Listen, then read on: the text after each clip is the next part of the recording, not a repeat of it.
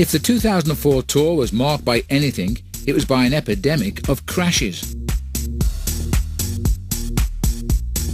The weather meant that the teen time trial became a lottery.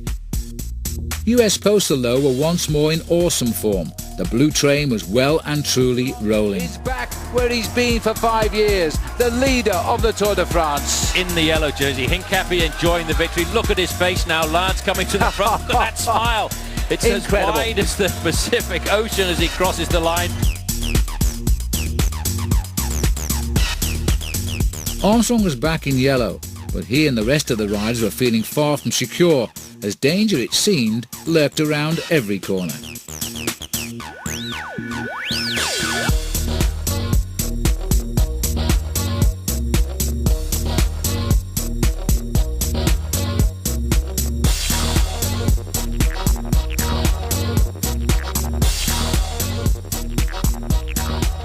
One name was crackling over the race radio at this point. The winner of number 1, Lance Armstrong, somewhere in the middle there, had gone down quite hard. That's his teammate Chechu Ribiera, but just there in front you can actually see Armstrong getting up and back into the race. Not much to worry about, but these crashes can happen at almost any moment out on the roads. It's something you really have to be aware of.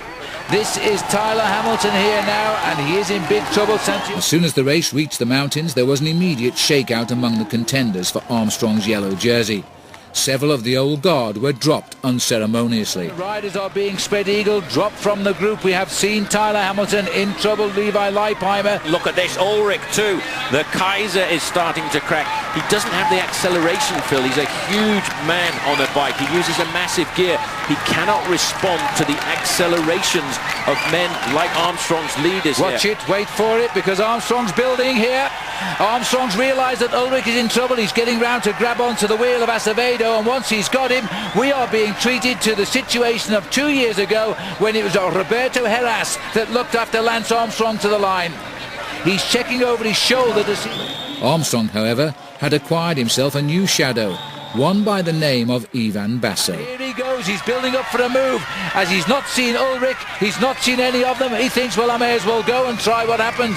Ivan Basso has responded immediately to get onto the wheel of Armstrong. Armstrong now has to assume complete control. He has no teammates left. He used them all over the flat part of this course before we got to the mountains.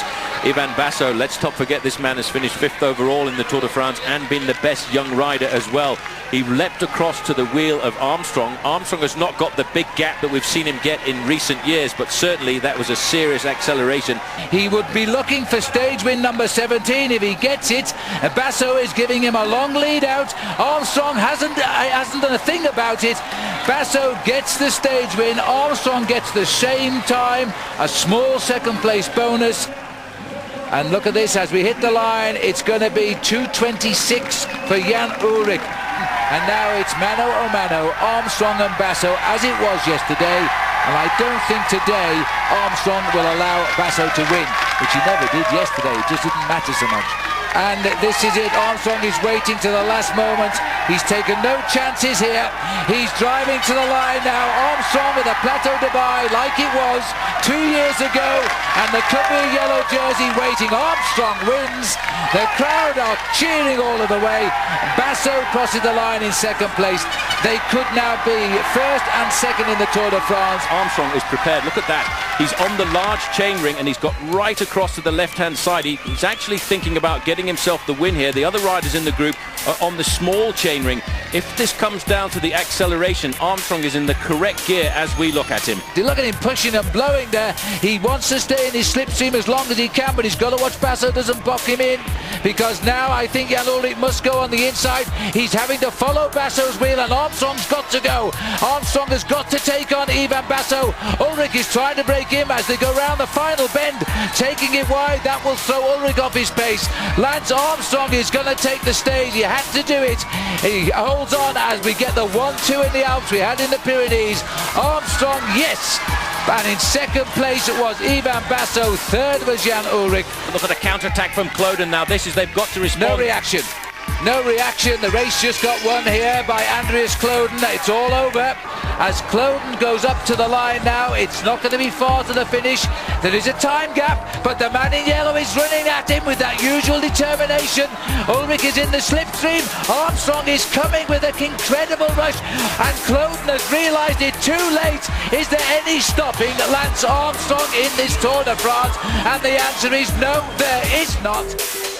So 2004, far from being a continuation of his uncertain form from 2003, was in fact Lance Armstrong's most brilliant demonstration yet of the art of bike racing.